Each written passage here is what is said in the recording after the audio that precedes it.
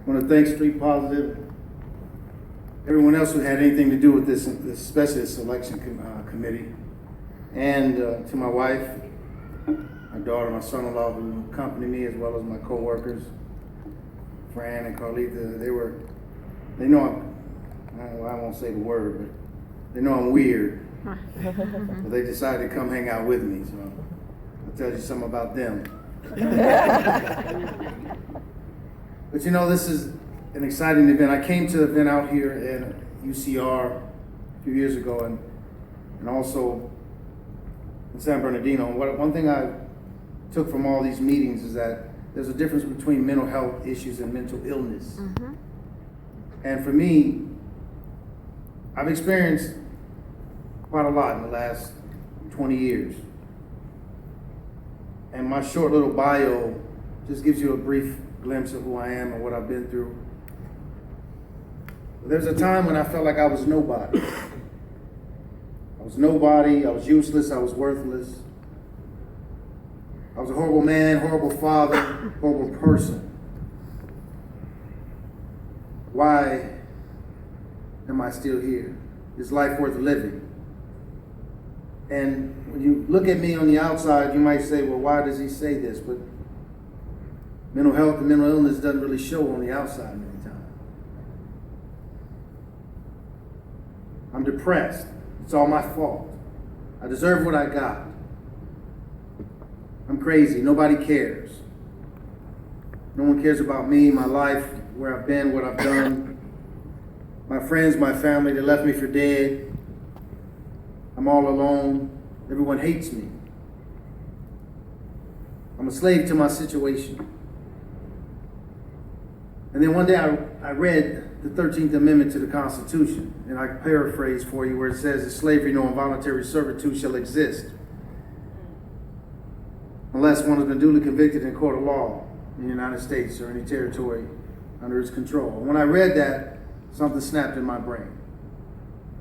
And I read that in 1995 after I had been convicted and sentenced to 21 years in federal prison for a nonviolent drug offense. And when I read that in 1995, it made me realize something. And I've heard many men say different things up here tonight, but it made me realize that many of us, especially in the black community, brown communities, we actually give up our manhood. Some people will use the term emasculated. And many times I think we've given ourselves over to the system because of the various systematic issues in our history. And I think at that day I realized that I gave my freedom away because I didn't have to sell dope. I had a wife who was sitting here today and could have left and been remarried and did whatever she wanted to, but I think she knew what was really deep inside of me. And I knew that she believed that God had a purpose for both of us. But I started to realize that, when I gave my life over to save slavery, I volunteered to be a slave. And after that, I started to change. And I realized that I needed to be set free from my situation. And so I began to ask for help.